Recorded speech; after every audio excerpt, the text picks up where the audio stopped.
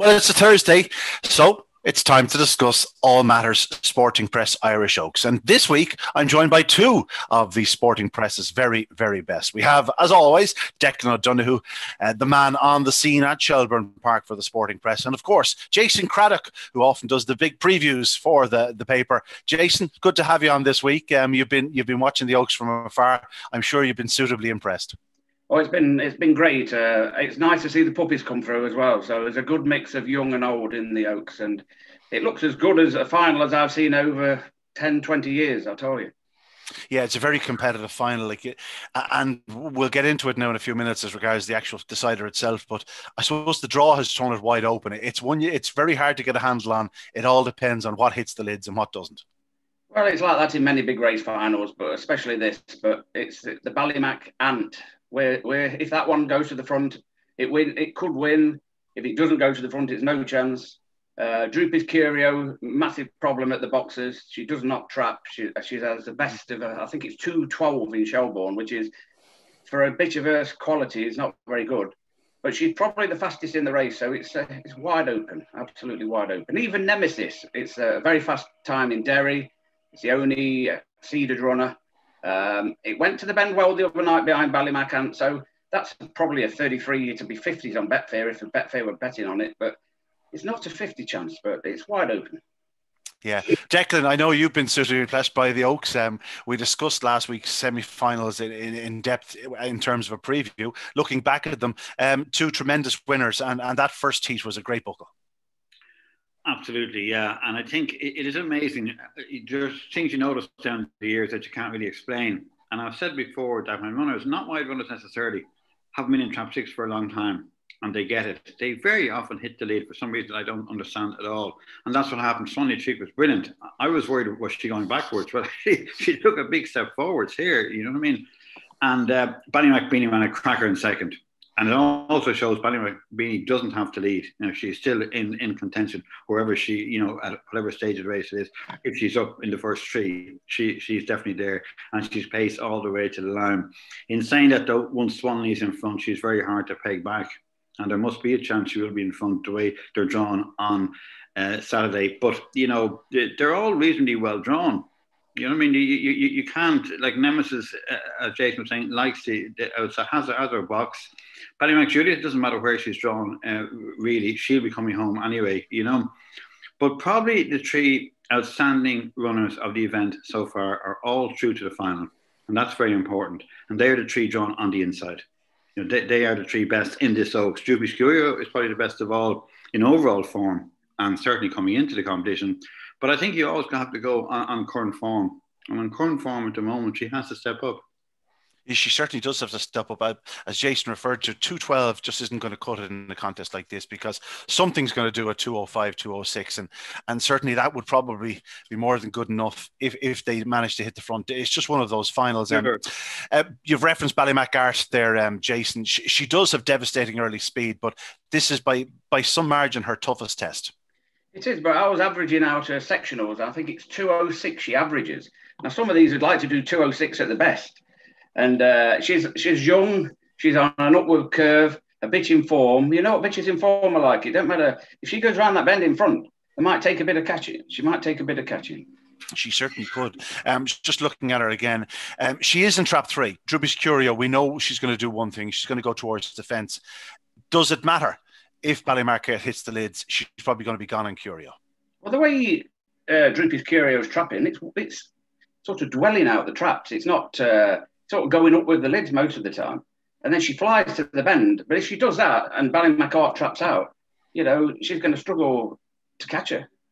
But Ballymac Ant is the one I fancy, because she, like Declan said, she proved she can do it both ways the other night. I mean, if he had a match against a one, or strictly on the other night's form, you'd say Ballymac Ant was quicker, because she got beat, she left on the track and more. Yeah, she wins 2 lengths. She's doing a 15.98, I think it was, to the third bend. So she is quicker to the third bend. But you just notice there in the clocks, like Swanley Chick is actually 17 spots faster at the line. Ballymac Art, she probably does need to be 3 clear at halfway, Declan. Well, she has the best sectionals by a long way in it. You know, I think she's better drawn than last week. And 205, I agree with Jason, that should get her clear. I wouldn't worry too much about the clock she's doing. She's winning and winning comfortably, and she could probably find another length.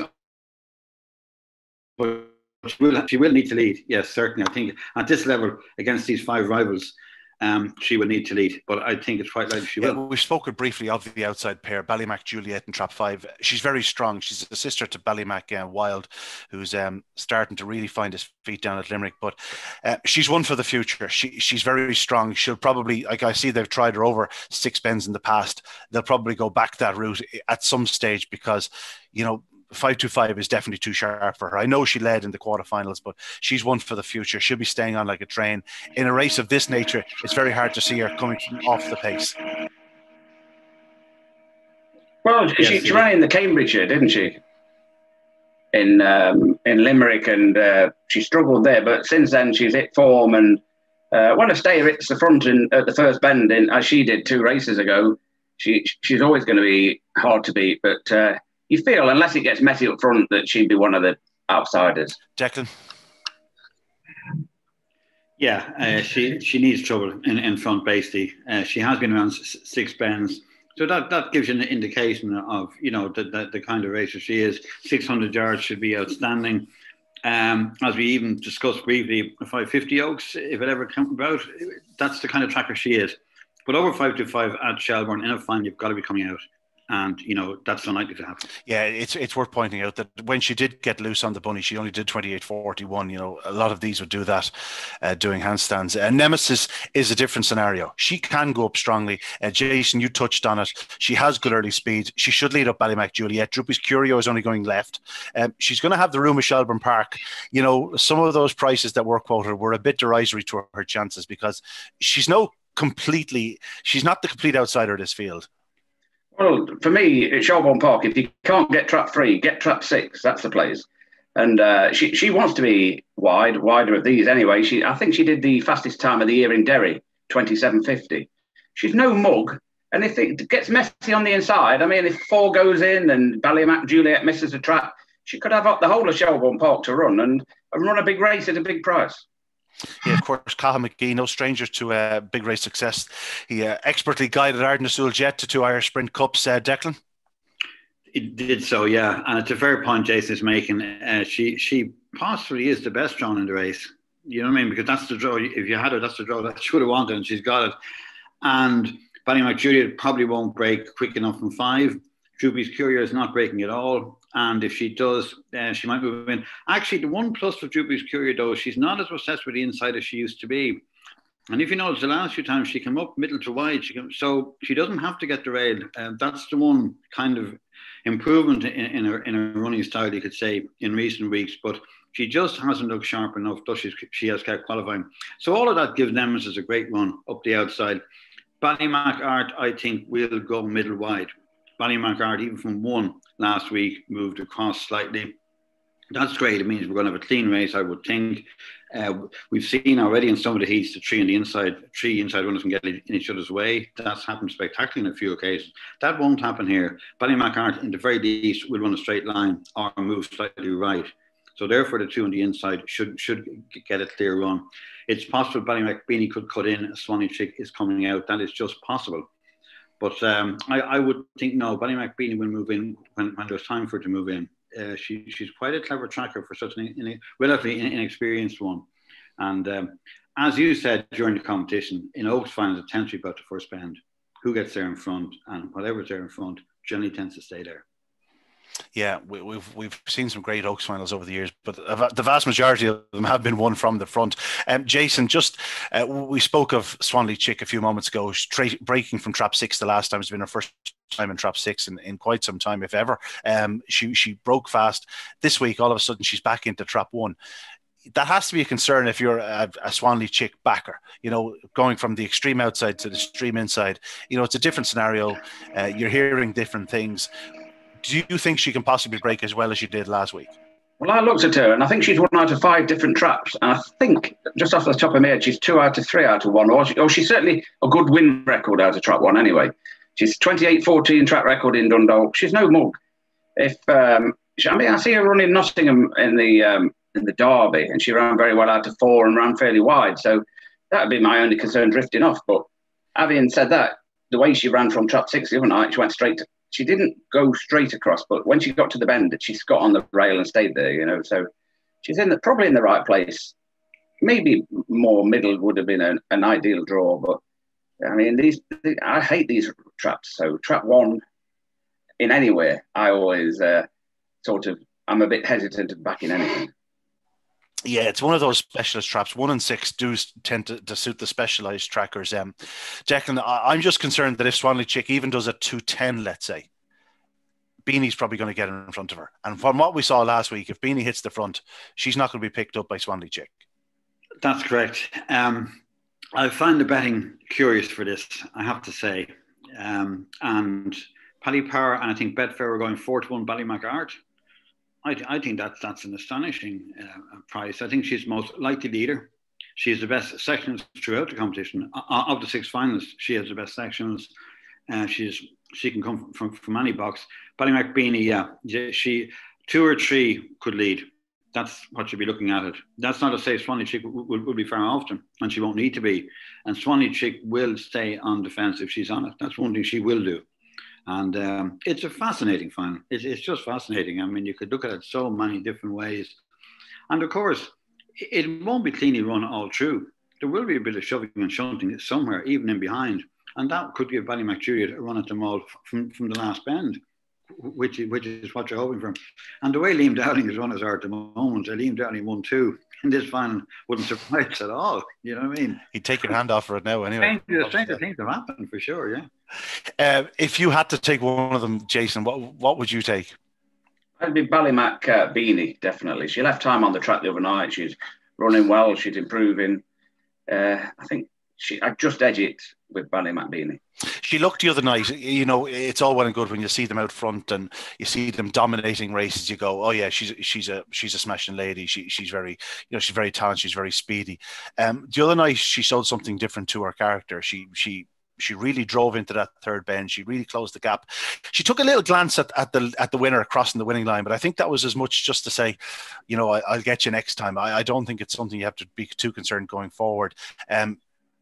I think she's a bitch that'll certainly get the 550 yards. And, you know, for me, if she clears Swanley Chick in the early yards, I think she's going to be the one to beat.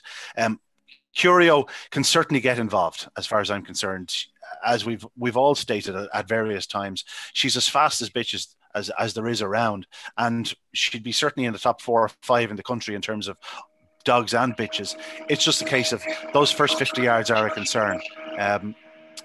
But here we are in an Oaks final in trap 4 with 3 bitches on her inside that can really race to a corner. And they're all probably capable of doing a 28-10, even perhaps better with the likes of a Ballymac Beanie and Swanley Chick. Unless Droopy's Curio hits the lid, she's going to struggle. She'll definitely struggle, but if the race was run out the 600-yard traps and they put the winning line just after the last bend, you'd say she'd very difficult to beat that extra 50 yards run, because that's where she really starts running after about 50 yards. But you never know. They're not machines. She might just fluke it and come out the traps, and that'll be it.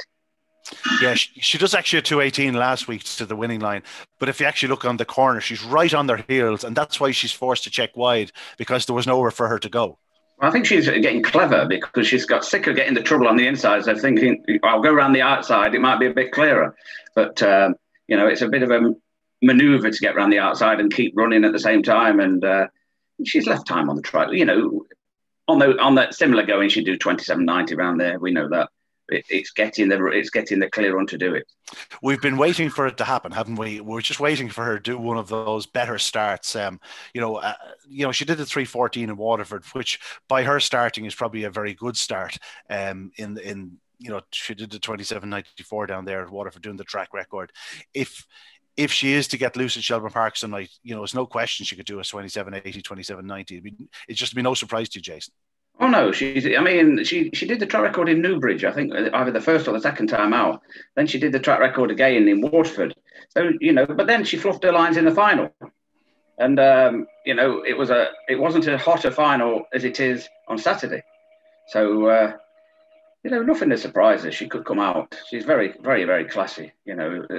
And if she turned second to any of those, you'd say she'd nearly win as well. Yeah, she's very, very fast down the back straight, and she does stay to the line. Declan, we've referred to it quite a few times over the last few months as regards derbies, Ledgers, Laurels. It's going to be an empty track again. You know, there's going to be no background noise. Basically, it's going to be me over the tannoy commentating, a few clicks from the hair rail. For the likes of Swanley Chick or Ballymacart or, you know, even Nemesis on the outside, they're probably more likely to hit the lids than they would be in a normal scenario, in a normal final. As a result, it could be one of those tighter runs into the corner. You think it's going to make a big difference, or do you think it's just by the by? I think at this stage they're used to being racing without crowds. In fact, most of Ballymacbeanie has probably raced more often without a crowd there than with a crowd there. And possibly without us knowing it probably is a help to one or two of the younger ones.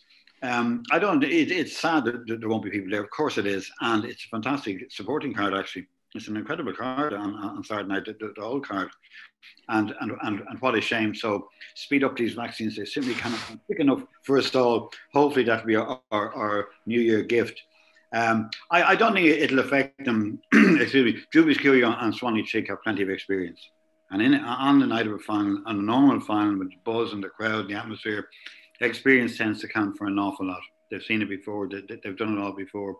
That won't be a factor this time. But having said that, experience can never be a bad thing either, you know.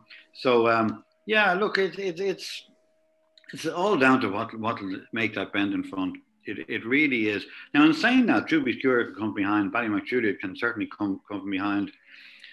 Swanley can come from behind. You know what I mean? But if the one in front is doing whatever 28-10 or whatever, then that's not going to be so easy.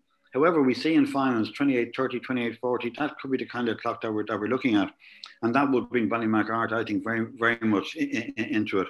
If Ballymacbeanie leads, which is quite possible, you know, as you said, she ran a cracker last week when not leading. You can see why people fancy her so much. She's the one probably in the best form of them all. She has the clocks, and you know, as you say, Swanley from 1 this week just mightn't be as sharp as she was from 6 last week.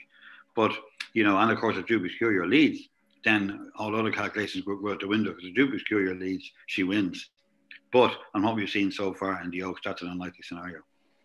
Yeah. Jason, last week, Ballymacbeanie, you know, she actually has the same, well, according to the clocks here, she has the same split as Swanley Chick. I find that a bit hard to believe. I think she was about half length down into the corner. I don't think Swanley Chick took that half length off her into the bend, but there was very little in it. And Ballymacbeanie just couldn't quite drive through the inside. She checked wide, lost 3 lengths.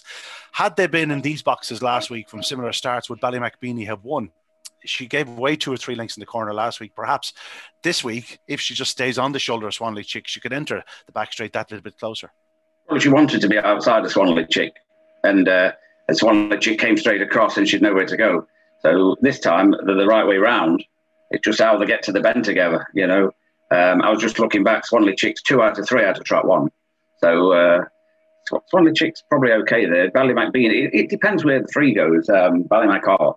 That's the key to the race. Ballymacart traps and gets out the way and gone. I mean, it can win, but it can also clear the path for everything else. So to get a shot at it. And for me, Ballymacbeanie will go in the first 2 or 3 and drive the bend and maybe come out of the bend in front. And that's it. Good night, Vienna. Good night, Vienna. I won't ask you to sing Good Night, Vienna for us there. Declan, you see it in a similar scenario. If Ballymacbeanie's on the shoulder of Swanley Chick into the back, what way do you think it'll turn out? Well, you know, there are 4 other runners in the race as well. And there is a danger they can get in each other's way on the inside at any stage of the race. And if they do, then they're gone. So there are so many different variations here. There are so many possibilities. You know, it could suit Ballymac Julia to be left and then to just take her time, switch out and just come home, you know, pick them off one by one coming home, which is well capable of doing, particularly if there's any kind of shoving at the front. But you would think if 2 or 3 get out and get a clear run, they will win. You think Ballymacart, even if she's only a length or 2 in front into the back straight, will win? I do, yeah. Well, it's a big call. She obviously has 28-21 on her card. I'm just Just a bit concerned that she's a bit more of a short runner than her rivals. Although Nemesis was picked up last week for second spot by Ballymac Juliet, who did come from quite a few lengths behind her at that point. So I was thinking that if 3 or 6 led, they were probably the only 2 in the race that would probably or could be picked up. Possibly, but it still takes doing. Yeah. We've seen Ballymac Art running the last few weeks, and she's not easily passed. So if you're going to pass her, you have to be doing 10 spots faster. You have to get a clear run, and she maybe has to get out of your way. And that's there's a lot of ifs there. But I think if Ballymac Beanie leads, if Ballymac Beanie goes up in front around the corner on her current form, she will be the one to beat. Absolutely, I couldn't see her being passed on the front. Ballymac Art could be. 4 or 5 wouldn't be, but it's unlikely it will be at the front at that early stage. You know what I mean? So it may not be over the first bend. It may not be, but again, 2 or 3 lengths, then you're around the second bend in front. You're the one to catch. The ones behind have to get a clear run run at you. You know what I mean? It's a great place being in front. My Valentine says that's the place to be in a greyhound race. Well, sure, listen, why don't we just put our next in the line now? I think this is the point where we just call it Declan. And I'm not asking for first. I'm asking for first, second, and third. None of this messing around, okay? No faffing. We want to know what's going to win the Oaks. Yeah. For whatever reason, I would love to see Ballymac Beanie win it. But my gut feeling is Ballymac Art will make all. And second and third? I go 3, 2, 1. 3, 2, 1. The only proviso I put in there is 3 has to lead. She has to lead for that, but I think she will. The old dusty bin, huh? 3, 2, 1. Jason, from afar, what do you fancy to win the Oaks? Well, it's Ballymac Beanie for me. But just one thing, we were running at the Oaks very late in the year, and you see what happened at Nottingham during the derby. The weathers came, the track was a quagmire. Who's to say it won't happen again in Dublin on Saturday night? It never rains in Jason. Never rains in Ireland, no. It'd be a great place if it had a roof on, wouldn't it? But no, Ballymac Beanie is the one for me. Her overall profile, she's running well, bitching form, can do it from the front or behind, and will go round handy and pick up Ballymac Art if should Ballymac Art at the front.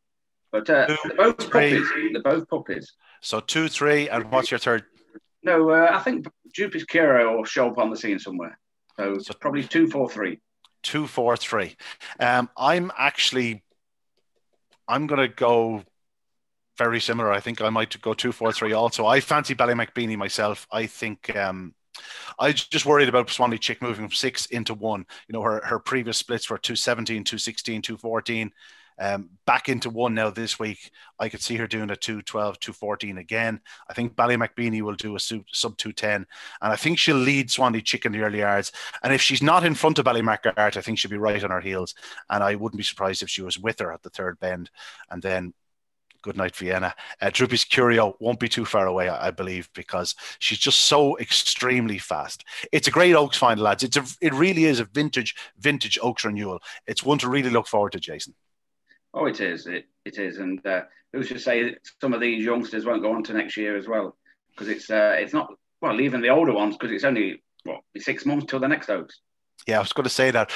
And we have the prospect of seeing a few of these back in action in 6 months' time. Like Swanley Chick is the eldest by, almost 6 months, and she's still only a January 18. Do you know, Declan, like we're pretty much gifted here. We've get to see these again, and very much like the English Derby, which in 4 or 5 months' time, we're going to see these dogs getting ready for another crack at the English Derby and hopefully another Irish success. But we're going to see these ladies back, hopefully, in action in 6 months' time. Of course, being bitches, you never know what season situations are, and whether the likes of Sean Dunphy decide to breed Droopy Curio or not. That's up for decision. But Ballymac Beanie and Ballymac Art are January 19 whelps, and I'd imagine they'll both be back around in 6 months' time. Of course they will. And I think, it's very tough on so many people who can't go racing at the moment. It's tough on them. But my God, we have some year to look forward to next year with the trackers, the level of trackers that are around at the moment. It is just astonishing. And the bitches are as good as the dogs. And this Oaks, as you say, has been as good an Oaks as we've seen. and a top-class lineup in the final. And there's a few good ones that didn't make the final, as of course will always happen. So yeah, the next Oaks is whenever next summer, you know. But before that, the Gold Cup, the Easter Cup. I mean, there's just so much to look forward to next year, and hopefully the way teams are going, the crowds will be back long before that. And, you know, it's a fantastic season next year to look forward to. First of all, though, we've decided to look forward to. That's a great card. It's a great card. It's a great card. I just want to ask you one more thing before we go. Obviously, the IGOBF National Puppy Stake starts on Saturday night, and we're speaking about all the various good bitches around. And I know she's getting a lot of column inches just for the small bit that she's done, but I'm looking forward to seeing Ballymac Ariel. Who's to say she won't be a leading Oaks contender next year? Jason, I don't know if you've seen her or not, but she does look special. Oh, she qualified 27.92 in Shelbourne, and then she was on the floor the other night and ran really well, ran on strongly. You know, if she was in this Oaks final now, they'd all be looking where she was at halfway. Absolutely. But it's a great puppy stake. There's Billy's Diva there, 28.11, and then there's quite a few good dogs in it. I was just looking through earlier, and there's a lot you'd expect to improve considerably. They're very young. Obviously, the profile is there that they don't have an awful lot of experience. But even Pat Guilfoyle is one their explosive boy who's taking on Ballymac Ariel in the opening round. A clash to look forward to. Declan. That's the clash of the round, definitely the clash of the round. That one. And, Declan, you're looking forward to it.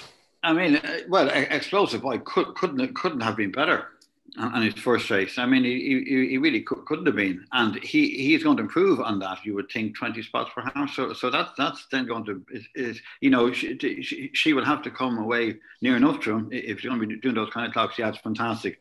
And of course, there's one or two there, as you say, are going to improve dramatically. You know what I mean? Just in their first or second race. So yeah, loads to look forward to there. Very much so. Yeah, great night's racing. And it's all, of course, ahead of the Winter Racing Festival, which should be tremendous. Like, hopefully we'll see the Oaks winner, and that night we'll see the likes of the Ballymac Ariels of this world. A good period of racing to look forward to, and an exciting time in greyhound racing at this stage. Even though there's nobody on track to see it, we have to enjoy it. Well, we have to enjoy it, but over here we're a bit worried because we're coming out of lockdown, and then the reckon that lockdown may be extended, and if we have Christmas, for every day at Christmas, I reckon you have to lock down for 5 more. So when are the crowds coming back in England? That's a big concern we have over here. Declan, we're obviously exiting lockdown in early December, and hopefully we don't return to it. But, you know, as you said earlier on, the sooner this vaccine comes, the better. Well, they're talking this morning about having the vaccine just after Christmas. You know, coming into Ireland now. Obviously, it'll be a long time before it gets around to the likes of yourself and myself. But nonetheless, it's hopeful. It's hopeful, yeah, for sure, yeah. But I mean, they could let some kind of crowd back. I would think maybe February, March. But look, it's as the politicians say, it's an evolving situation. But it's looking more optimistic for sure. But certainly, the point I was making was that when we do all get back, my God, we have some season next year to look forward to. Very much. Yeah, and as a result, everybody's really building a thirst for it, a hunger for it. You can sense by people on social media when you finally do meet people or you ring people on the phone, they just have a graw for the game. They want to get back to it. You really do miss you miss it when it's not around, Jason. You miss going to the track, I'd imagine. No, definitely, and hopefully when it does open, there'll be a big boost because greyhound racing does need a big boost. People have nowhere to go for months on end. Even going to the pub was torture. You know, even when you were allowed to go, you had to sign in and mess around and sit there. And you can't go that way and you can't go this way. So when it does open, back up the greyhound racing, hopefully there'll be a big boost from it and onwards and upwards. Well, Jason, until then, myself and Declan can look forward to being at Shelbourne Park on Saturday night for the final of the Sporting Press Irish Oaks. As we've said before, it promises to be an absolutely epic encounter. 6 really top quality bitches fighting it out for €25,000. A great Oaks final to look forward to, lads. Thanks for talking to us. Remember, Saturday night at Shelbourne Park, the Sporting Press Irish Oaks Decider, a race to really savour.